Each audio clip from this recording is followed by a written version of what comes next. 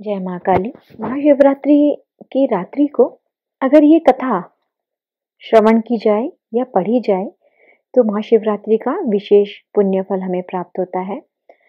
वैसे तो महाशिवरात्रि भोले बाबा और माँ पार्वती के विवाह का शुभ उपलक्ष्य में मनाई जाती है। ये बहुत शुभ अवसर होता है जब माता रानी और बाबा का विवाह हुआ है। तो इस अवसर पर रात्रि को जागरण किया जाता है। 3 प्रहर की 4 प्रहर की पूजा लोग करते हैं और बाबा का अभिषेक होता है। दिन भर व्रत किया जाता है, उस दिन अन्न नहीं लिया जाता है। उसी तरह से पंचोपचार द्वारा पूजा भी की जाती है बाबा की। लघु रुद्री से दीर्घ रुद्री से इन सभी के द्वारा बाबा का अभिषेक करना विशेष महत्वपूर्ण माना जाता है शिवरात्रि को। तो इस समय शिव मंदिर में भी पूजा की जाती है, घरों में भी पूजन होती है। उज्जैन महाकाल में बाबा की विशेष सवारी निकाली जाती है और बाबा का विवाह उत्सव शिव नवरात्रि के रूप में मनाया जाता है। इसी तरह में एक विशेष कार्य जो अवश्य करना चाहिए शिवरात्रि में, शिव जी की जो कथा आती है, बहेलिये की कथा, एक शिकारी की कथा, वो अवश्य सुनना चाहिए। तो सभी मनोरथ अवश्य पूर्ण होते हैं। तो एक बार पार्वती जी ने भगवान श्री शिव शंकर जी से पूछी कि ऐसा कौन सा श्रेष्ठ तथा सरल व्रत पूजन है जिससे मृत्यु लोक में प्राणी आपकी कृपा सहज ही प्राप्त कर सके। तो शिवजी महाराज उनको उत्तर देते हुए कहते हैं कि शिवरात्रि के व्रत का विधान बाबा बता रहे हैं कि ये कथा सुनाई उन्होंने कि एक गांव में एक शिकारी रहता था। पशुओं की हत्या करके वे अपने कुटुंब को पालता था। वह एक साहूकार का ऋणी था, लेकिन उसका ऋण समय पे ना चुका सका। तो क्रोधवश साहूकार ने शिकारी को शिव मठ में बंदी बना लिया। संयोग से उस दिन, जिस दिन साहूकार ने शिव मठ में, शिव मठ यानी शिव जी का मंदिर, वहां पर जिस दिन बंदी बनाया गया शिकारी को, उस दिन संयोगवश उस दिन शिवरात्रि थी।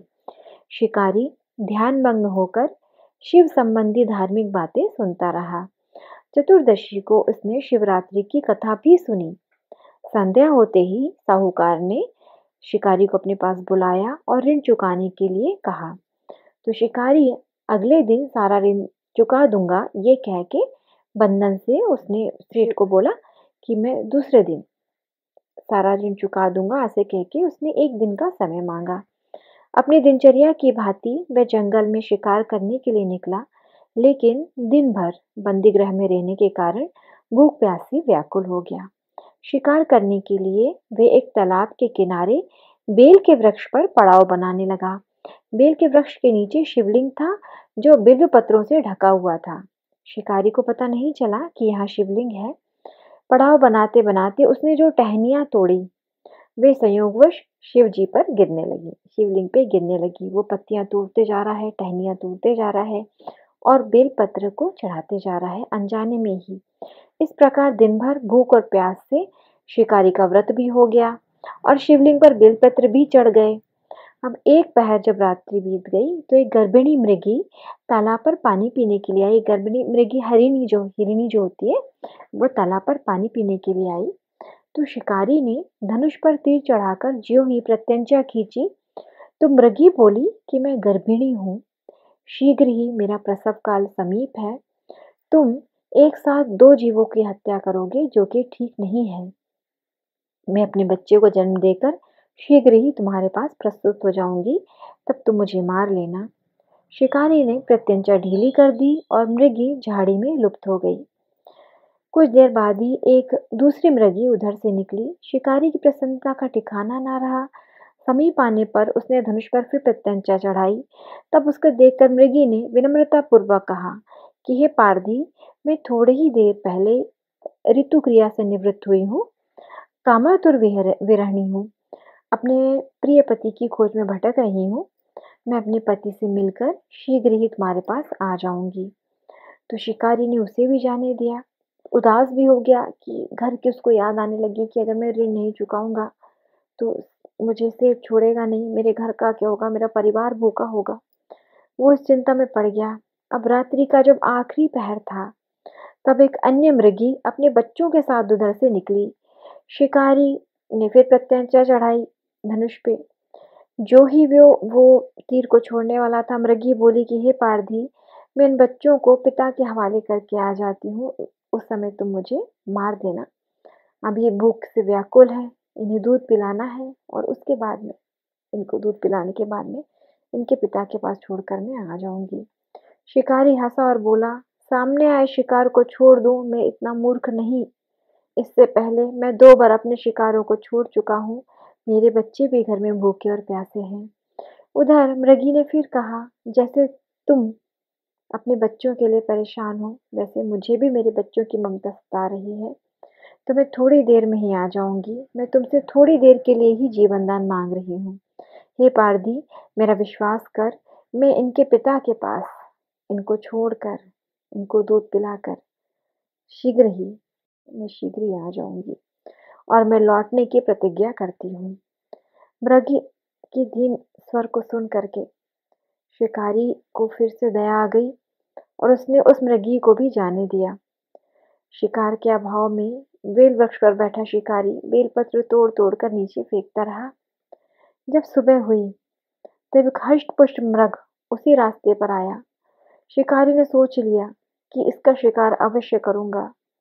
तो शिकारी के प्रत्यंचा को देख करके विनीत स्वर में बोला, हिरण जो है, मृग जो है, हे पारधी भाई, यदि तुमने मुझसे पूर्व आने वाली 3 मृगियों तथा छोटे-छोटे बच्चों को मार डाला है, तो मुझे भी मार डालो, क्योंकि मैं उनके वियोग में जी नहीं पाऊंगा।